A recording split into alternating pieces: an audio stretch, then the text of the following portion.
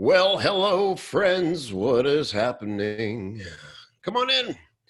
Welcome. It's great to have you here on the Chief Chat today. Tell me where you're at. Where's home? Where are you tuning in from? Where are you today? We got an exciting event planned for you today. It's an event, an epic event. As you know, with the Chief Chats now, we are focusing on critiques, and we got some really great critiques for you today. I'm excited that my friend Adrian Dorison is here live from up the street. Adrian is a leader in our industry when it comes to organizing yourself, your business, your team. She's partnered with Mike Michalowicz, who wrote the book Profit First and wrote Clockwork and many other great books. She is, I would say, one of the greats, if not the great, the go-to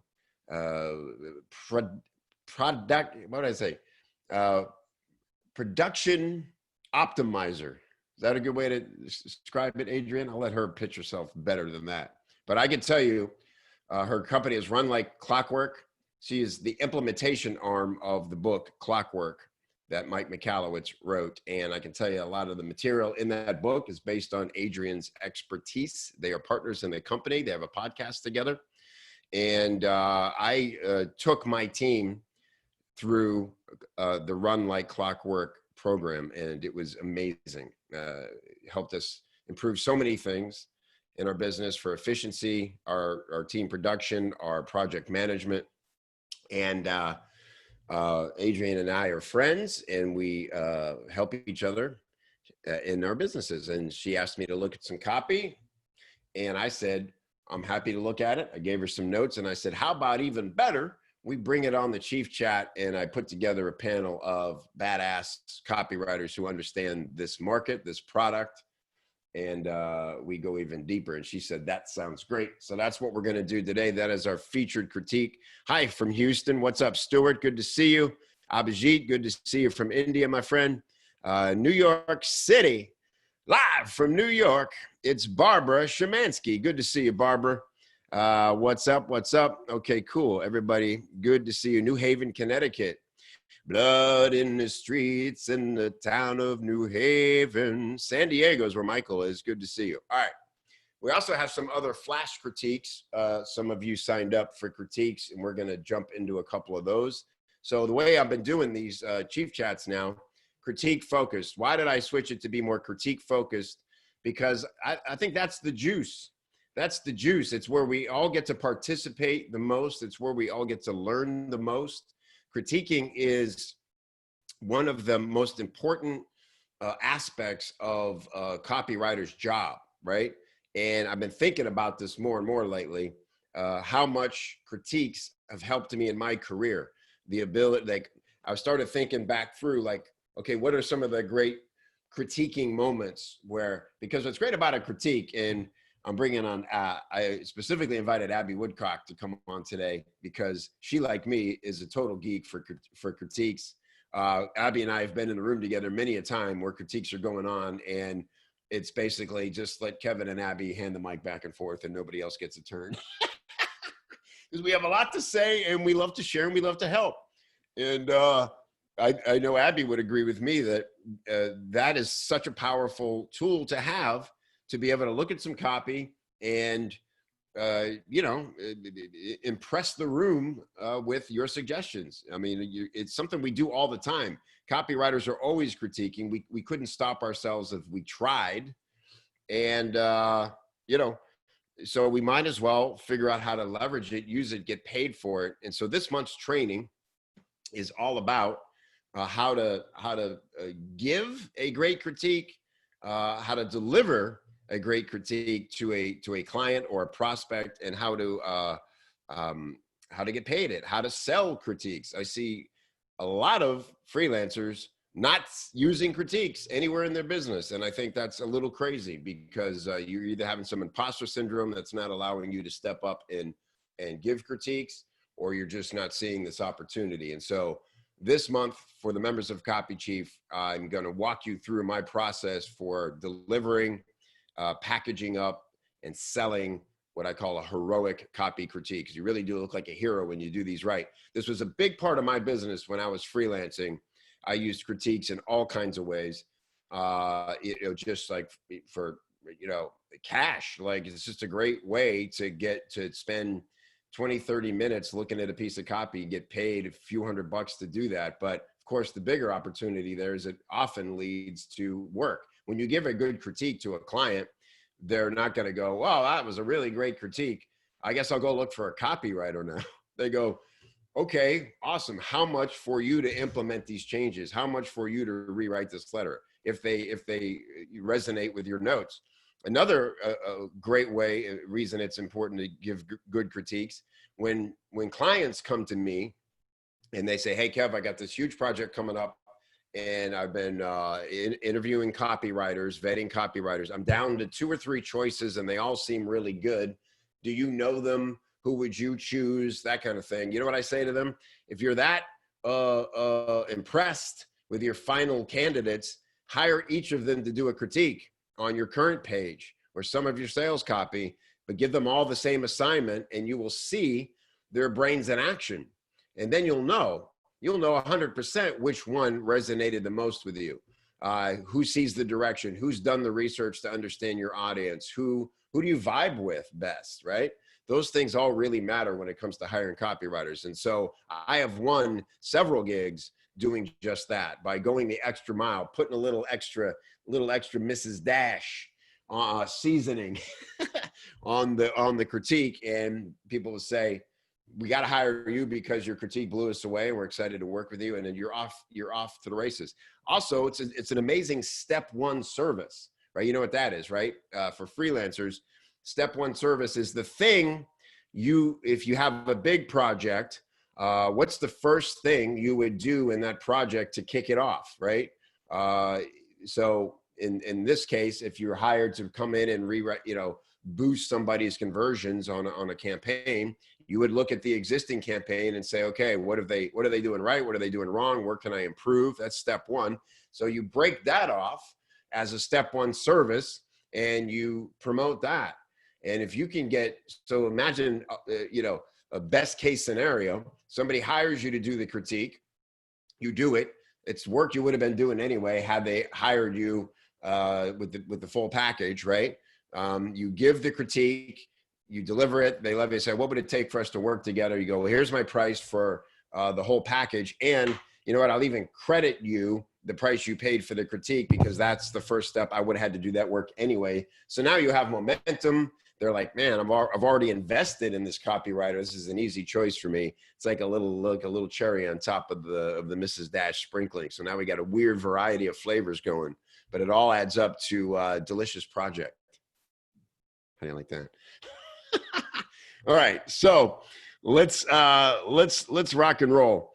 One thing. So I want to just complete my thought there, because I'm terrible at pitching stuff, but I do want to remind you, especially if you're not a member of Copy Chief, that my training happens August 26th. And if you join now, you can be a part of it. You can be there live. You can ask questions on the training. You'll get all the materials, and it'll be very exciting. So come join Copy Chief. Be with us. Don't stand on the sidelines forever. Copychief.com/join. Check it out. Come be part of the family. All right, great house today. And I want to mention one other cool thing. A future critique I'm going to do. My buddy Aaron DeHogue, who, if you were at Copy Chief Live, you may have met him. He is the man in charge over there at Legacy Publishing. Do I have that right? No, it's not. I'm sorry. It's Banyan Hill, not Legacy. So many Agora companies. Banyan Hill, and they just worked. They met Harmon Brothers at Copy Chief Live. Our buddy, why can't I think of his name now? Vance, Johnny Vance, of course. Hello. Gave a great talk. Johnny Vance, one of the head writers, creative directors at Harmon Brothers. You know Harmon Brothers, amazing ads for Squatty Potty, and just they completely turned our industry up on its ear by creating really fun viral videos that do a great job of selling products. And so Aaron took a leap and worked with Harmon Brothers to create a very funny, cool ad for a financial newsletter product. Those two things don't seem to go together. And so the ad is fantastic. And on the next Chief Chat, I'm going to break down what they did in that video. We'll show it. I'll have some notes. Maybe I'll even be able to get Aaron to come on or Johnny and give us some backstage to the process of creating that ad. So that'll be super cool. All right, so let's get rocking here with the first critique. I think that's all the housekeeping I need to give you. Let me bring on Adrian to start. There she is. What a cool thing that we get to be neighbors and friends. Hi, Adrian. Hi. Thanks for having me. So great to have you here. I know. I'm really excited and thankful and nervous. So You do this all day in your business. It's so weird to be on the other side of this, isn't it? Yeah, but it's going to be so good. Yeah.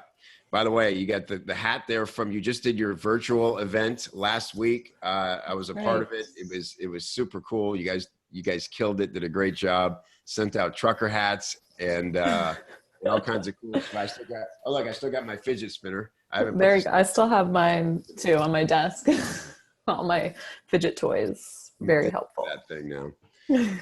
Cool. So do a better job of pitching what you do and how you do it than I did up front. So everybody has context. I thought you did a pretty good job. We're good. Yeah. So we have a book. It's called Clockwork, written by my partner, Mike Michalowicz, influenced heavily by my intellectual property. So we help business owners to design a business that runs itself, which in essence, we mean through operational efficiency, through the systems and team development that we can help teams put into place. We have a step-by-step system in which we do that. You can remove yourself as the CEO from the business, and effectively the business will still operate and run without you. So we try to remove the CEO from the weeds, get them doing what's most valuable for them, make the entire team and systems efficient in the process through operations. And it's amazingly effective. I know a lot of people attempt this. Very few are able to achieve it for themselves, let alone other companies. And the thing that blew me away, you know, I had a huge advantage in just, you and I happen to live in the same town. And so we met at a fabulous dinner that our friends Chris and Jen threw, and we became friends from there. And what was so cool for me is you were about 8 months pregnant, I think, when we met. Yeah. You were so super chill about the fact that you were going on maternity leave, and you were like, I'm taking probably 2-3 months, you know, and it's like, my team's got it. And I was like, wow, like I would, you know, first of all, if I was about to have a baby, that would be concerning, but that's true. That would be the more concerning part. Yeah. I would have so much media to deal with just alone. That would be daunting. But you were the proof. You were proof that, you know, it's so cool to see, you know, the running joke is that often the speaker on stage who's doing all the woo-woo stuff or giving you financial advice, or you see them backstage, they got their head in their hands. They're like, I'm about to lose my house. I'm broke. You know, the proof ain't always in the pudding. Right. And so it was really cool to see in you that you live the examples that you teach. Yeah. And that was like really important for me to go and do what we help our clients do. And now I have like such an even deeper appreciation and passion for what we do for people, because I'm like, oh my gosh, that was so important for me to be able to take that time away and not have to worry about the business. So yeah. Awesome. So cool. And Kit couldn't be more beautiful. And you know, you're an amazing mom. I can't wait to meet her when we can all be around each other again. We're excited for that. I know. My neighbor just had a baby 2 weeks ago. And you see it from afar. Yes. We've been able to mask up and look at it from 6 feet in the carriage. And Harry, he's awesome. So I love being around babies. It's a weird thing for an older guy to say. I love being around babies. So the only time you can be around babies, like a woman can see any baby, like in a grocery store. Oh my God, a baby! If I did that, they'd be like, security. Like, who is this guy? You gotta know my baby. Close to somebody with a baby to be around a baby. So I'm excited to meet Kit. All right. We'll have to do So some social distance hangouts soon. yeah, I'll get a shield, a whole suit, something. She'll say me. That was nice to meet that monster, mommy. That was pretty cool. That's space alien. But Yeah, she's already terrified enough of other people because she's been quarantined her whole life. right. Let's put you in a hazmat suit and Yeah, introduce you. full helmet and gloves. Hi, baby. All right. So, like everybody, again, we all have our expertise. Just like I went through your program, Adrian, and got so much from it. My life has changed as a CEO in a lot of ways. You are a very capable copywriter for your for your company, your products. You guys do lots of intensives, boot camps. You have coaching programs, but not your specialty. And so, like a lot of business owners, struggling with the copy. And part of the issue was just, I don't know if my instincts say a little different than what I'm getting from my writer right now. And it's hard to know for sure which is best. You want to just trust your writer. Mm-hmm. And so we looked at the letter the other day. So, and that's again why I invited Abby, because I know she knows this very well. In fact, I think she was part of Maston Kipp's team. You might have come in and done some consulting with them. So she may have actually seen some of your work in action, but just for context, I'll bring Abby in here right now. Abby and her husband, KC, is a specialist in systems and implementation. And he comes from the military and crisis management. So they were both a part of a great organization called Team Rubicon, where they were like the first ones to go in when there's a natural disaster, a flood, a hurricane. They're like before the Red Cross and all those big box agencies can get there. They're the boots on the ground, sandboxing the plans for how we're going to save lives, restore chaos. Abby was a chainsaw instructor with them, just like super cool.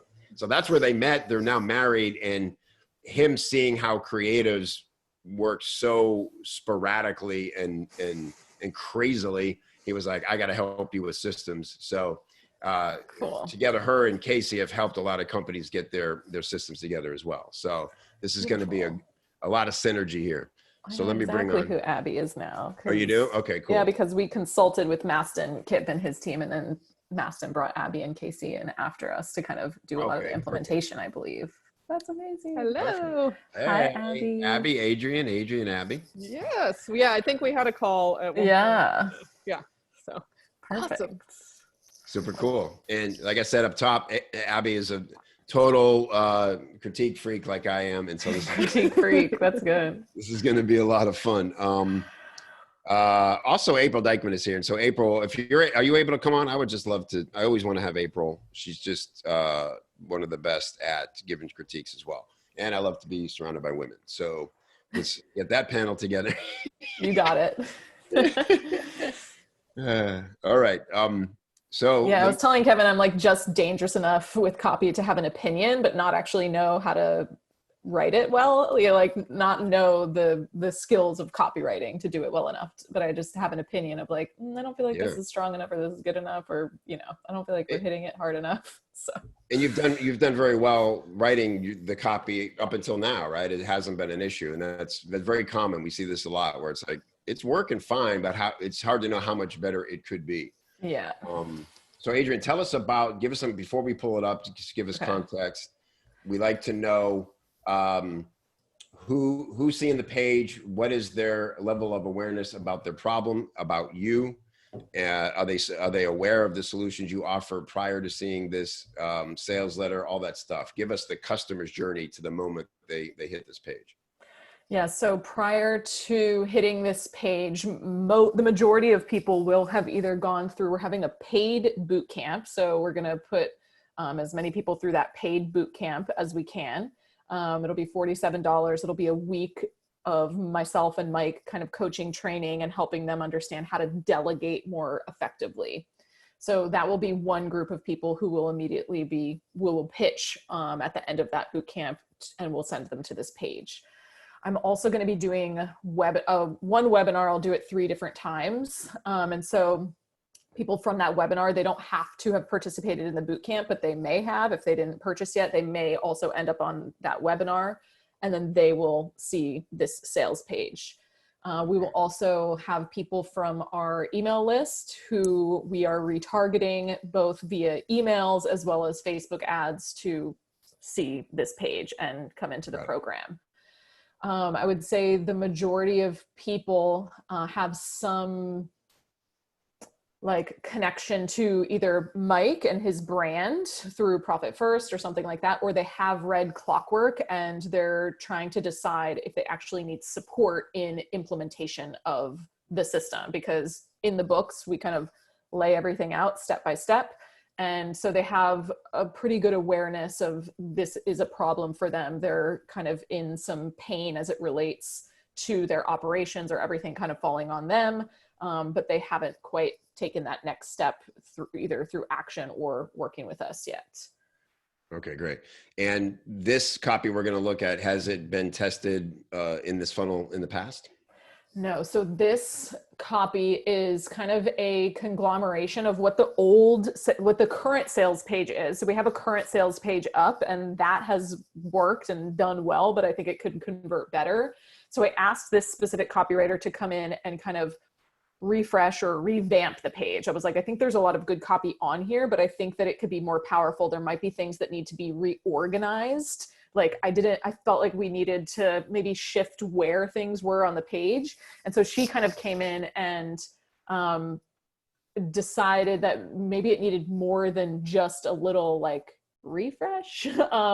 So she ended up writing some new copy, keeping some old copy. Yeah. But I still don't think that the new copy, so it hasn't been tested, but I still don't think that it's as powerful as it needs to be. If we're going to write a whole new sales page, then like, let's just start from scratch potentially if this isn't what it needs to be, you know? Yeah, which I can tell you is often the best way to do it. It is hard to Frankenstein a letter and make it as good as if you let's just come at this, just take what we've learned and come at it fresh. So it's just congruent and it's got that, things are written and it's so interesting, energy transfers through writing, it's like, you can tell if the writer's feeling it when they write it, it comes across the page, even if that's why copywriters process is so unique in particular. It's like, you don't want a bunch of people editing the copy because it's like, what you felt when you wrote it. And some of that stuff you got to leave alone, even if like the grammar's not perfect, things like that, and so it's important that somebody sort of leads this project. And I know you're respectfully looking to do that with this writer, but want to make sure it has the direction it needs. I think that's about what we're looking at here. Okay, cool. So let's, bring it up. Let me figure out. Okay, that's me. It's like, do you have the Google Doc or you want me to share it? I do have it. I thought I put it in here. I can put it in a chat to the panelists. Yeah, no, I'm going to bring it up. Okay. I think I just failed to, could you send it over to me? I'm in the wrong, here it is. I have that picture of you, Kevin. It's like you're like preaching to the crowd. I know, right? I was feeling it. Gospel. The Copy Chief Live opener right there. You're moved right there. Copy gospel, My fantasy is to do a Copy Chief Live where I literally I come out in a robe, like a preacher, and I would love to have a choir on stage. Oh my God. And I said, and it told me, I just want to do. That would be very unique. Yes. They're like, okay, a little over the top. Like if it doesn't land, it'll be so painful. Have you seen the new Perry Mason on HBO?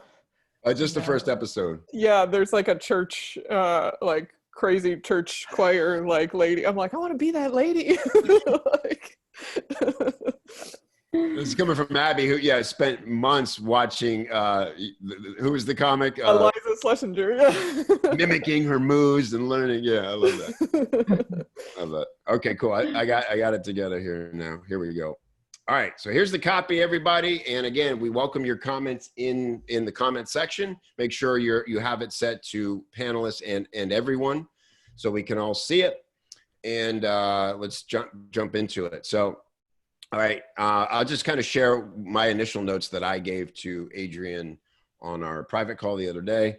And so first thing I notice here is that, again, there is a certain level of awareness, but we are reaching people who are coming straight from this boot camp and know all about, have some evidence of how you guys can help them. But you have some other people who might be a little less aware, a little colder, and this might be their first experience with this. So it's called the RLC, which is Run Like Clockwork Business Accelerator. But we don't want to waste headline space with just the title, right? So we're definitely going to look to put a better headline there. And as I mentioned on our call, Adrian, you know, this is kind of all about you guys, and we want to like really make it about them. Like we got to smack them upside the head and go, oh my God, it's like they're reading my mind, right? What they see above the deck has got to be, wow, they know me so well. I mean, that was my experience personally with you, is like everything I'd say, you're like, yeah, it's probably because of this, this, and this. And I'm like, wow, she's a wizard, right? So if we can get that effect here on the page. So saying things like the #1 system designed to help entrepreneurs and small business owners leverage their teams, increase efficiency. It's kind of something any company like yours could say. And so we got to make it unique right out of the gate. One thought is that we got to make sure it's immediately connected to the book and your partnership with Mike, so they know that this is of you and Mike together. That makes it unique and special. I talked to you about whatever this relaxing image would be. That's typically not the best use of that critical real estate, that most valuable real estate we have above the fold. Yeah, a good image. I would want an image of you. I think I mentioned, Adrian. You used it very, very well in a lot of your marketing and your podcasts and everything. I would want to see you or you and Mike together, whatever you think is the most effective. And relaxing is, again, I'm not at relaxing yet. I'm in problem mode. And so this is like the laptop on the beach thing is not, I'm not ready to future pace to that moment yet. You got to like meet me at my pain, right? And then take me there. So relaxing image maybe later. You're going to change in real time. I will update as we go. That's hilarious. And so here, are you ready to stop working in your business, start working on growing your business? Are you completely overwhelmed by the thought of setting up systems and processing to get yourself out of the day-to-day grind? Are you constantly caught up in to-do lists? So these are all like good checklist pain points, but, and I'd love to get the panel's advice here, because this is always like kind of the hardest choice to make, is like, do we go right into story? Should this be a checklist? Like, how do we get beyond just like head nodding, yep, that's me, to like, oh my God, they're reading my mind, right? So I'll start there and throw it out to you, Abby or April, whoever's ready to jump in and say, how do we get that emotional impact up top here? Yeah, I think a lot of this, and I am like so guilty of this, of being like warm-up copy, because I'm looking at it and like, I just feel like to piggyback what Kevin said, it's kind of wasted. Like none of it's bad, but it just like, I'm just kind of reading along like, yeah, okay. And like the first line, the #1 system designed to help entrepreneurs and small business owners, like that's a lot of words that isn't biting me at all. Like they're not doing anything for me.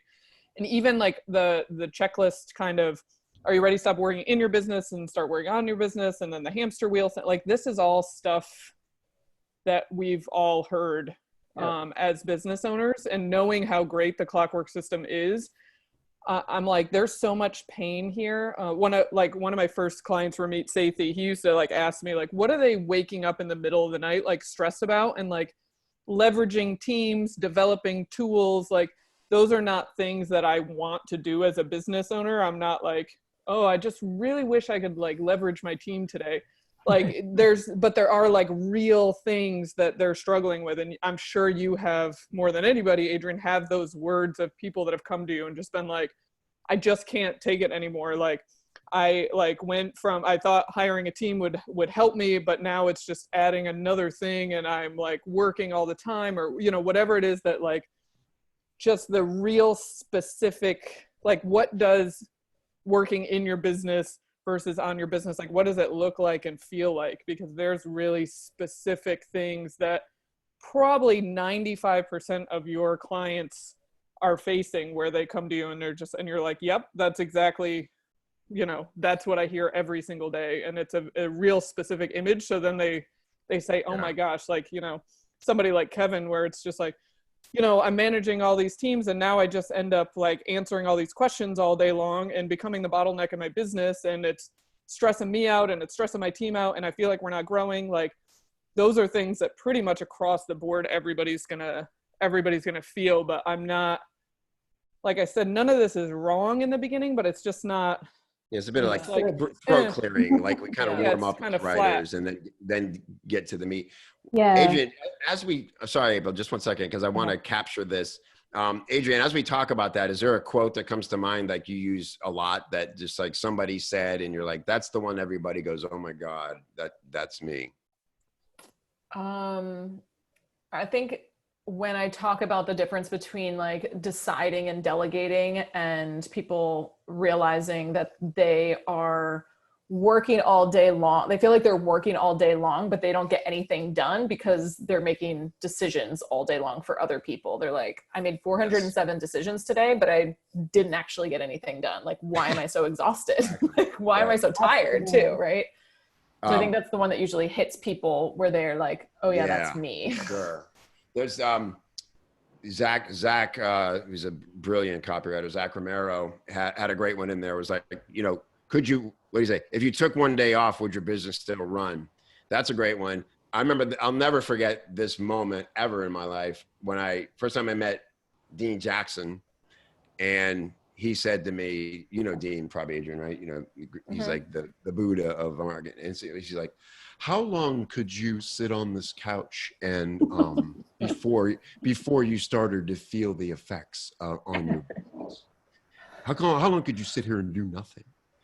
And I go 48 hours. I mean, and at that point it would be a panic. Within 48 hours, and he goes, well, that's the thing. I could sit here for 6 weeks and it would have zero effect on my business. And I was like, oh God, please teach me your ways. You know, it was like, I had never thought of it that way before. And so those kinds of questions where you force a business owner into that mindset and go, yeah, like, shit, man, this is all hinging on me being awake, healthy, and engaged. Any of those things change and we're in chaos. This can't go on, right? So okay. And they feel like that's normal. Like, that's the other thing, is you got to get them out of like that. This is not how it should be, because I think a lot of business owners, especially, are like, yeah, that's just part of running a business. Like, that's just how it has to be. Good point. Right. Like, we have that. It's got to hustle, man. But it's you break, it breaks, and it all dies. So we got to change this. April. Yeah, so I'll talk about a couple of specific things, and then a big thing that, in addition to what Abby said about this headline. First, I'm not really a big fan of these pre-heads. I don't know what the final formatting will be, but if the main headline is bigger, a lot of people won't ever read that. So then they're going to go to RLC Business Accelerator, and they may not know what RLC means. Even if they've been through your programs, you know, if they come to this page and they're not specifically thinking about you at that moment. So I just don't like acronyms as a rule, unless it's something like DNA, you know, that everybody already knows. Yeah, on the website, we do have Run Like Clockwork Accelerator, but I will, and this was something the copywriter changed, so I will make note of that. Don't change. Yeah. Yeah, don't put RLC. The line before that, in addition to what Abby said, the number one system, I mean, that is a lot of ideas happening. I mean, even when Kevin like tried reading that, it was a mouthful. And the other problem for me is that there's no mechanism here. So I'm not super familiar with Run Like Clockwork, but I am familiar with like Profit First. And I know that like these are very different systems that they get results. But the idea of working in your business instead of on it, I mean, we hear that all of the time. So what is the mechanism here that's going to make me believe that this is different, or that this is offering something that I haven't seen before? And I'm sure that there's something, but it's not like coming across in the copy. The other thing is, as far as like the opening, it is that throat clearing copy. I'm sure you guys have amazing case studies and testimonials, and you know, gun to the head, if I had to pick the best opening, I would always go with a really great story. So that's the direction I would go with that. And let's see when it gets, Adrian, is there a point in the copy where you feel like it gets to that? It's like the meat's on page 3 kind of a thing. I think I looked at this in our call where I felt like, okay, now we're kind of getting somewhere. It's like, sound familiar? You've invested blood, sweat, and tears into your building a business you could be proud of. We're starting to get into like, you're empathizing with me now, right? But then we kind of we do get into mechanisms here, April, but it's sort of like, well, now we're just introducing them rather than maybe putting them up here, right? I always love using mechanisms too, where it could be like, how to use the 4D matrix to blankety, blankety, blank, big promise, thing you need so badly, kind of a headline. Yeah, or even maybe talking about why other systems don't work because they're missing this thing that ours has. I mean, there are a lot of ways you can approach that depending on what your mechanism is. Yeah, because then we start to do a little teaching, and it's, again, I think I also mentioned to you, Adrian, that look, this is the thing, like we can't write for skimmers. We have to write it as if someone's going to hang on every word, because maybe they will if we write it that way. But we also have to make decisions about, are we here to teach and get them engaged in our content, or are we here to really twist the knife on their pain and compel them to believe that we are uniquely qualified to solve it? And sometimes when we decide to teach, it shifts their brain into a different mode than where we want them. We want them held in that emotional space. And so now we're getting into sort of like logistics with the 4Ds and asking, say, so hear me out. Like, here's how it works. And in an actual conversation, that might work great. But in a sales letter where it's like, we can't take our foot off the gas for a second or we're going to lose their interest. It's just like, man, tell me you can solve my problem. This is great. Like this should probably be up top, the image up top right here, right? We have a similar one up top on the main, like obviously this is not designed, and she's like pulling things from our former designed page, but I'm wondering if we do like a more chaotic one of us up top. And then. Oh, that could be, yeah. You gotta have fun with that, like for sure. Pulling our hair out type of thing.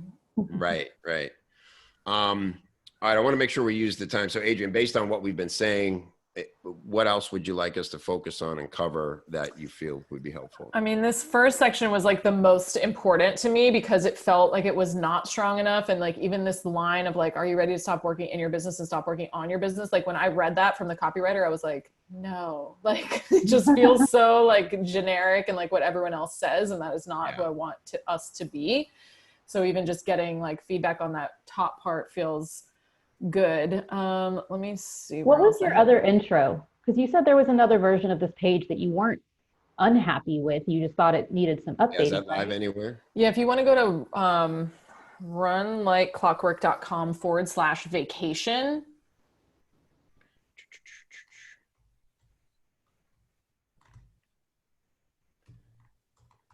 And the reason I ask is because, I mean, to Kevin's point, I've definitely come in on projects where they're like, this needs a refresher. And I'm like, no, it's awful. It needs like, it needs work from the ground up. But some copywriters do tend to want to redo things that don't always need to be totally redone, just because I think sometimes makes you feel more like you're doing your job. Like if you just start over. So that's why I'm just curious about how much more. Yeah, this is so much sort of better because we have we have a mechanism and we have a big idea, a result, right? A focus plus proven system for leveraging your team, increasing your efficiency, and scaling your business, so you can take our ultimate litmus test of 4-week vacation.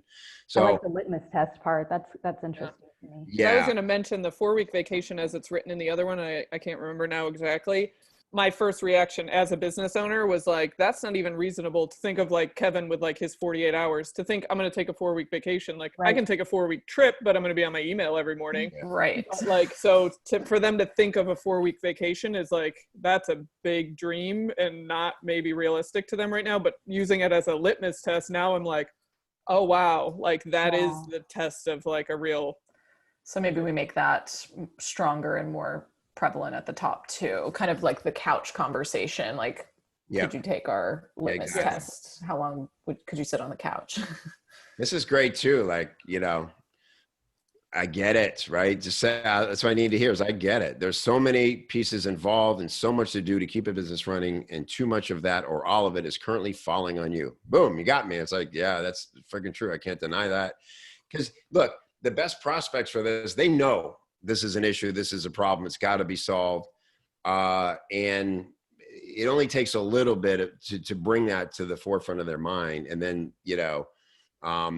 it's kind of like, again, I'd love to look at this again next version. I don't know when this launches, Adrian, but we could follow up on this because these are the hardest choices to make about how much knife twisting do we need before we get to some of the solutions, and how much empathy needs to be there for us to do our job of selling. My friend John Carlton once said the funniest thing about empathy is like, if you come into the emergency room, if you get a weird lump, right? And you're like, is it about ready to get this checked out? And they come in and like, we see that, I had a lump like that once and it turned out to be nothing. Let's just get it looked at, right? And you're like, okay, cool. Like this person knows. But if you come in with your hand dangling from, it's like almost off, and you're like, you don't want them going, I almost cut my hand off one day. That was a day, huh? You're like, holy shit. Like, please look alarmed as I am and get me into some room where this start reattaching this. Why you're not more concerned. Yeah. And so it's like figuring out where to end the knife twisting and the empathy to say, I get it, and start getting into. But I think, this page, we don't want to go backwards. We go back. The part where they're like, I'm calling BS on that. That's interesting. Oh, that's great. Because I really like this. And, I was mentioning story before, but this kind of empathy head nod copy is hitting it for me. Okay. So with that, that works. So I'm a better copywriter than I thought, because I wrote this one. Yes, you are. Exactly. A lot of times the business owner can be. Yeah. I feel like the other thing too is this version feels like less work. That was another comment I was going to make on the new version. Is there's things like, we're going to help you develop tools, leverage your team, and I'm like, oh, that sounds like one more thing that I got to do. Like as a business owner, like I got to develop new tools and systems. Like, no, thank you. Mm-hmm. Especially when you already know how hard that is. Like you already know how hard it is to hire and onboard somebody. So you're aware that that's a lot of work. Yeah. And I'm like, I don't want tools. I want this to be not a problem anymore. Yeah. And Kevin, where you are right now on this page, this is where I think this page gets heavy with some teaching and almost like turns into some like blog post type of things, which sometimes works well for us. And then other times I'm feeling like maybe, like you said, we should just stick to the emotional piece of the copy. I don't know. Or if you're going to do this, like this kind of reminds me of your, I'm sorry, Kevin, I can't think of like the freelance copywriter's journey. Yep. So maybe like a graphic like that, where you're shortening this down, but you're like, are you in like this stage or this stage? Okay. This stage? They can identify it. Making it more visual here. Yeah. Yeah. But I will say this, like, you do have to give different types of buyers what they need to be convinced too, right? And so you're going to have more analytical minds who are going like, I need to know how this works. So I kind of like, I was going to say I like this better than the other version. And again, respect to your copywriter if they watch this. We know how hard it is to be critiqued when you're not in the room, and 100% get that. We're just giving our best sort of what we see here. But what I like about this is like it's sectioned off. And again, with respect to the other one isn't formatted yet, but I can kind of see like, do I care about all this? And I can really kind of skim it. And I think it's done in a way where it is, you're empathizing, but you're also going, but we have a solution. And here's just some of the things we do to make sure. Right. And then I can kind of like dive into this stuff if I need it, or skip it if I don't, and just go, all right, here's some testimonials. Oh, cool. They worked with Selena Sue. I know her, right? She's pregnant. And this we're going to update. Yeah, I'm not pregnant anymore. So now you get to be holding the baby. I have one of those. Yeah. Yeah. Awesome. So, cool. So I think you're closer with the original than you might've thought. And hopefully this is a helpful way to connect those dots better. Okay. Yes. Thank you guys. Super helpful. And now I have lots to implement, and I'm reading the chat stuff too. There's a lot of helpful comments in there as well. I appreciate it. And Zachary, yes, we do a webinar So mainly that is where I'm selling, you know, but there's still the sales page for everybody else. Right. So. Cool. Yeah, great stuff. And we'll make sure you get, I'll send you a copy of the chat, Recording. Adrian, so Okay, you have cool. all that. Okay. Thank you. Um, Thank you, April. Thank you, Abby. Yeah. Thank you, Kevin. Thank you. It was That a was pleasure. really, really helpful. Glad it was helpful. All right. Well, I can't wait to see the result. We'll see you there. Bye. Awesome. All right. 15 minutes left. Can you guys hang? Yeah. All right, let's do some flash critiques now. We'll do some like super quick ones. I know April, you have your Paris call coming up. So if you need to jump at like top of the hour, that's cool. Probably, yeah. Just so I can eat lunch before that marathon begins. How that goes. It's like, feed me as I'm running through the hall. All right, cool. Let me just find my damn boxes here. Okay, here we go. All right, so I'll get through as many of these as we can. Thanks everybody for submitting. I want to start with Karen because Karen was on 2 weeks ago. So Abby, you don't have the advantage of seeing the original, but Karen's made some, I think, some really great changes. So Karen, are you here? Oops, let me see that. Let me know if I can't see, but if hopefully Karen's here. Yes, she is. Okay, great. And so this has come a long way in getting a lot of our ideas last time were about, we just don't, there was a bunch of different things you were saying, do this and join that, and you could be certified in this. And there was like too many mechanisms, April, I think, right, in this before, where it was like, just what am I actually doing? So I think she's done a great job of clearing a lot of that up and making it super specific. Learn exactly how to scale your business online with a sold out signature offer and a solid 12 months recurring sales strategy. I still think I don't know if we need to force this in here because it's I need the context for what a sold out signature offer is. And so it's still concept heavy for this top of the page. The other thing, Karen, April's thing that she said to Adrian too is like, that's a lot of ideas in one small sentence. Sold out signature offer. I'm like, do I have any offer? Like now I'm thinking about a signature offer, and now I'm thinking of selling it out. Like that's like 3 promises in one, and it's a little bit overwhelming. Yeah, so we need to I would just take this out, resist the urge to tell them everything, Karen, and up top here, and just like, you know, make sure they understand exactly what you're offering here. Because, you know, here you're getting into what this is a little bit more, and that's fine, but we can't ask them to care before they have the context for what it is, okay? Also, you got to get your name up here, like we mentioned before.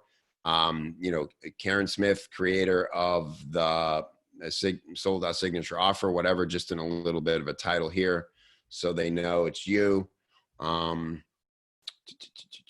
then aside of that, I see a lot of improvement here. It's much cleaner. There's a lot less graphics and things fighting for my eyes. I could scroll down a lot better now. One thing I did want to point out that I noticed is the pricing is still very confusing to me. I get that you say it should be very clear right here that it's $47. Okay, great. But if I'm skimming and I'm looking for price, I'm going to stop here. And I think these are the prices, right? And so I know you're saying value, but again, we can't count on people paying attention. And so I'm just going, oh my God, this is a $9,000 thing. I'm out of here. I'm scared. And so I don't think I would put, these are offer boxes. Typically when people see these 3 boxes like this, they're comparing prices. That's where their brain goes. That's what we've been trained to do. And so I love that you're summarizing the value of some of the stuff they get in the course, but this is not the format for that. I think you're going to confuse people that it's a $9,000 product. It looks like 3 different $9,000 products to me. Exactly. When I'm looking at it. I'm like, oh, what's the difference between impact method and daily whatever? Yeah, and so the rule is if they have to stop to think and figure out what they're looking at, we've lost. So great improvements, Karen. The one thing I'll say is like keep going for clarity, clarity, clarity. We've talked a lot about the theme of this critique session today is about concepts. And I think the greatest thing I ever learned from having Paris look at some of my copy was he said, I got one big note for you, and that is one concept per sentence. That's all the human brain can handle. And if you try to squeeze some things in, more than if you're ahead of where the brain can process, you've lost. There's a disconnect, and there's no way they can feel the enthusiasm that you're writing with. And that's especially important with videos. If text on screen, traditional VSLs, if they're not able to grok, as Colton would say, the concept before you've moved on, they're just like, I'm confused and I'm scared and I'm leaving. So one concept per sentence is critical. And I'll just, for all the copywriters here, the first rule I made in my brain when Paris told me that is I'll never again frame a sentence where I say, and this is great, not only because blah, blah, blah, blah, blah, but because of, and I'm like, screw the not only. That's one thing I always look for in copy. Is like, if it says not only, delete it. The sentence is wrong. Don't make somebody go, it's cool because of this, but also it's too much. Just say it's great because of this and make that the most impactful statement you can make, and then say the other thing, right? So, and even like smaller things, like he's pointed out, like don't ever use the former or the latter, because you will have a good percentage of your audience will have to be like, wait, which one was former and which one was latter, and what was the definition of those two? Just don't do it. Like it has to be that simple for people. Yeah, anything you have to go back. And I was reading a piece of copy this morning that it was like, and I'm the former, and I was like, wait, what did he say in the last sentence? Like literally to go back and back and reread it. And it's just, it seems simple like conceptually, but it's so hard. That's what I meant. Like that sold out signature offer seems like a simple thing. It's only a few words, but it's like, that's a lot packed into one thing. For sure. Cool. All right. So hopefully that's helpful, Karen. Great job implementing. We always appreciate when we see people implementing the notes we gave. It's very gratifying for us. So congratulations on that. Keep at it. We got Jan Schroeder, who has a relationship one here. And again, this is a little bit of a tough one to do a flash critique on because there's a lot here I think that we're going to want to dive into. So don't hold back, but I'm going to try to get as many as we can. So this is that. And let's just read it and see what we see, okay, for a second here. So we have a couple clearly torn apart. Just a quick note, image-wise, it's hard to immediately know that that's a woman on the other side. So if this is specifically for men-women couples, I know that's kind of a stupid thing to say, but the striped shirt, I immediately was like, oh, is this dudes or whatever? It wasn't immediately clear to me if that means anything. The well-kept secret of long-lasting marriages that troubled relationships don't have. The well-kept secret of long-lasting marriages that I think we just talked about this. My brain's having to work way too hard to unpack what we just said there. We want a punchline. A headline is like a punchline. It has to have punch. It has to smack me in the face. You would much rather have somebody go, I don't care about that, and move on than going, maybe I understand. If they're confused, that means a good prospect could be lost because they're confused. I'd rather have them know exactly what you mean and be turned off by it and run away rather than not understand. So clarity trumps cleverness always. According to Ford, from a design perspective, it's harder to read, and we tend to skip over white text on dark backgrounds. And so my first thing when you brought this page up is I saw this subhead here, how I help Brian and Lucy stop focusing on the problem and find the solution, which has no punch to it at all, because I don't even know that this is a relationship. I know there's two people, Brian and Lucy, but I don't know what the is this about their relationship? It's just a problem and solution. And so just thinking about it from a design perspective, that the first thing I read was Brian and Lucy, and then I went back up and read this headline, and then like you said, you read the troubled relationships don't have this thing. So that means that good relationships should have it. It's too much. I had to process a lot when I first hopped on the page. Yeah, so we get some clarity there. Jan, and also just again on imagery, I think probably changed this whole thing, but she looks like she's floating because her pants are black on a black background. So it's kind of like she's lost her leg somewhere there. And then also, like, according to Forbes, I don't think of Forbes and think they know how to help a relationship. So it's kind of a weird source to quote. And You could my even other say, big, like, if you wanted to use that, you could say, like, according to a recent study. Like, I don't know that you necessarily want to make that your subhead, but right. yeah, Yeah, you if, can you, always say. if your study's great, but your source is a little weird, that's a great tip for. I would feel like this, if this is supposed to be specific to the pandemic, you know, there are a lot of like catchphrases like the quarantine 15 and COVID slide. And I don't know if there's something that you could come up with that people would immediately understand what you're talking about, because this is a thing that's been in the news about couples getting divorced. Like either, you know, somebody's going to be having a baby or they're getting divorced. Like those are the two things that you're hearing about a lot. So one idea to play with that I'm looking at this is like, okay, so 18% of couples figured this out, right? Whatever the secret is. Right. So the headline could be something like the secret that only 18% of couples understand.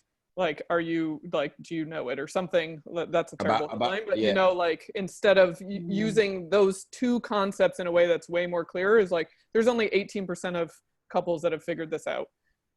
And we're going to tell you about it. Yeah. so like only 18% of couples are happy right now during the pandemic. Right. Here's what they know, or here's whatever. Yeah. Right. Exactly. Yep. Yeah, I like that. That's really good. Exactly. And it's like, again, like, man, we got to get some emotion in here. Only 18% of couples are satisfied with their communication. Well, that's like, they're having the time of their lives. Like they're in love. They can't keep their hands off each other. It's like, COVID's the best thing that ever happened there. What do they know that you don't, right? Or the other 82% like really want to kill each other. And it's like, if you don't get away from me, like I can't be responsible. If I go take a walk, I'm going to go take a walk, whatever it is. Like we gotta bring us into that moment, because much better to have it feel like, oh God, that's a little more extreme than I'm feeling, but I can see that happening. Like you know, better to future pace with emotion than to have it be too placid and ignorable. Oh yeah, and similar to what Adrian, you know, our feedback with Adrian of like, what does this look like? So the first line there, Brian and Lucy were tired and hopeless. What does that look like? Like because this is the kind of stuff, the relationship stuff, the business, this is the kind of stuff that is keeping people up at night.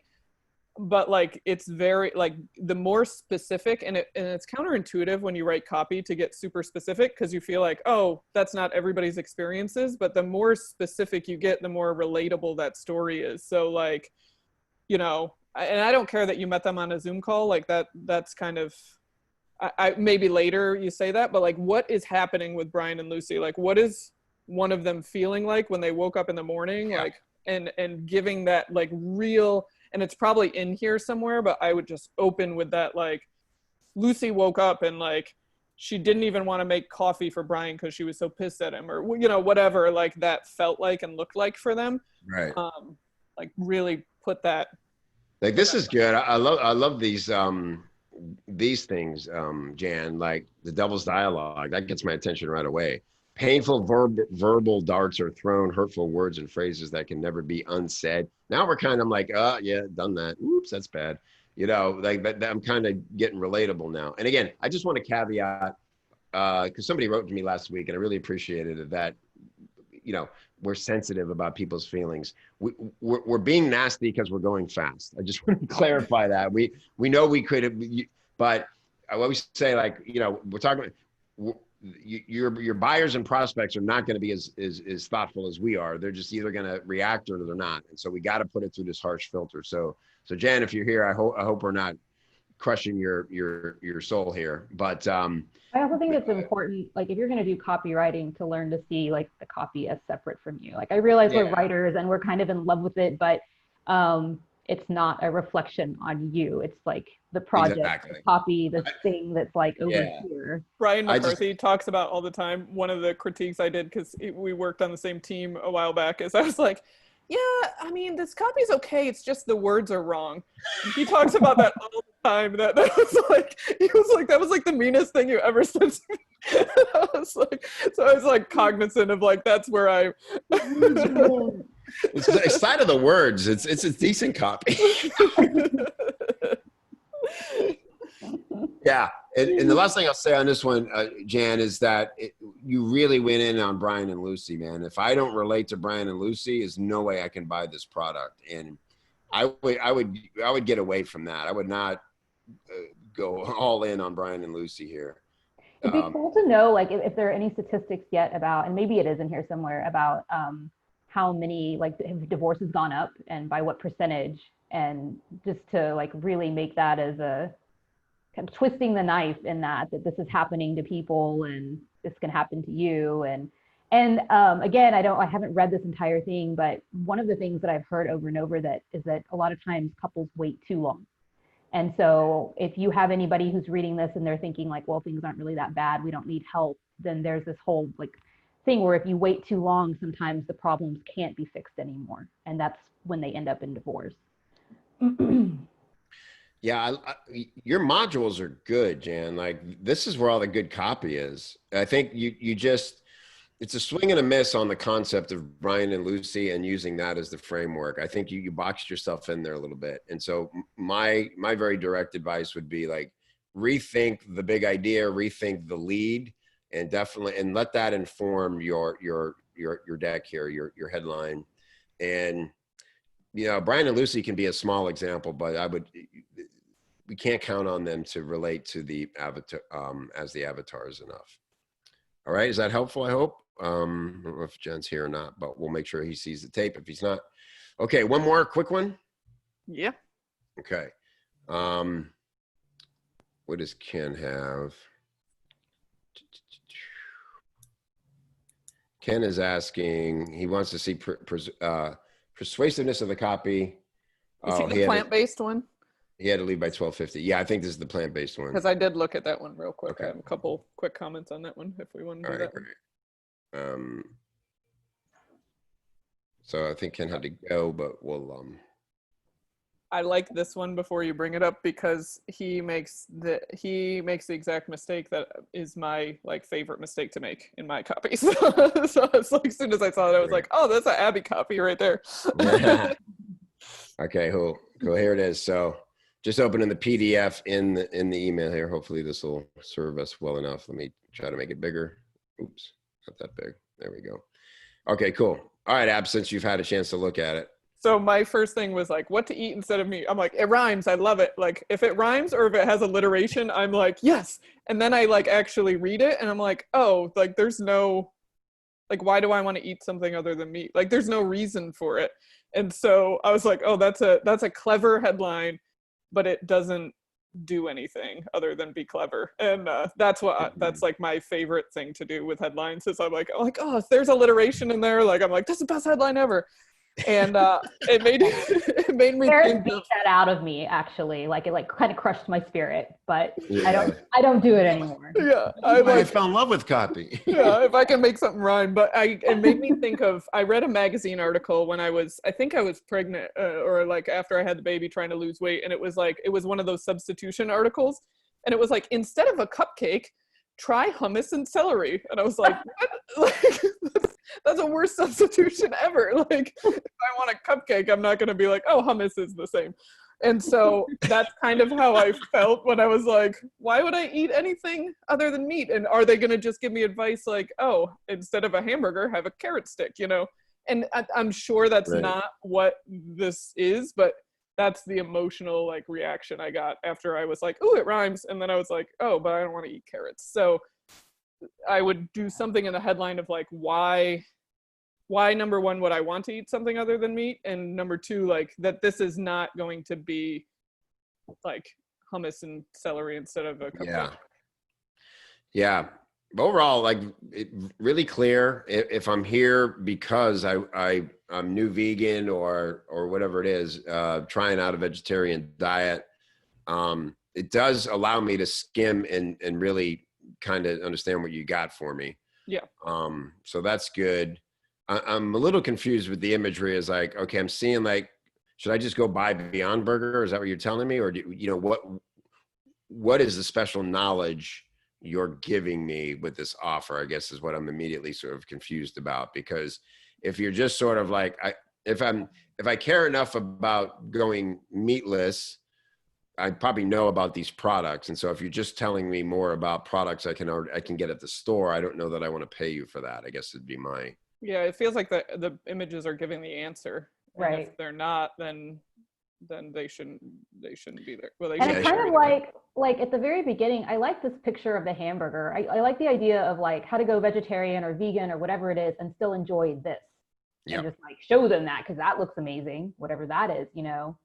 Exactly. Yeah, it's funny. There's one vegan restaurant here in town, and I go there to get this exact thing. Their burger is amazing. It's the best burger in town, and it happens to be meatless, but that's not why I go there. I go there because it's a great burger, right? So, okay, cool. So hopefully that's helpful. Ken, I think again you had to leave before now, but we will make sure you'll see the replay. Exactly, Adrian. Like, what is it? That's always my thing. By the way, a great framework to have if you're a member of Copy Chief, man. Just that 4x6 is made for this stuff, and it's the 4 things that if you're not clear about, your prospect's brain will lock up and not be able to move forward. Then it's the 6 reasons to create urgency, and the 4 are: what is it? Who are you? What is it? And what is it? What will it do for me? Who are you and why should I care? 3 is my favorite. Why can't I live without it? Not just why it might be nice to have, or, why can't I? And then I would say that goes to the relationship one. It's like, tell me what hell's about to break loose in my life if I don't get this and fix this. And then it's a timeline. When can I expect results? Are we talking about an hour? Are we talking about 6 weeks? What are we doing here? And those 4 alone are a great way to just critique anything, because usually one of them's weak or missing. So thank you, everybody. April, I want to let you go, eat quickly, and give thine self over to Paris Lepropolis. So thank you for being here, sharing your wisdom. Abby Woodcock, so great to have you back. Always so fun critiquing with you. Thank you so much to Adrian for coming on, being vulnerable, and helping us all learn and be better copywriters. And thank you to everybody who submitted: Karen, Jan, Ken, and we'll see it in 2 weeks on the next one. Don't forget, August 26th is my training on how to give a great critique, full, thorough, top to bottom, how to package it, deliver it, how to win gigs with them, how to get paid cash for them. It's going to be a really great training, and I will see you there. Bye, everybody. Have a great weekend. See ya.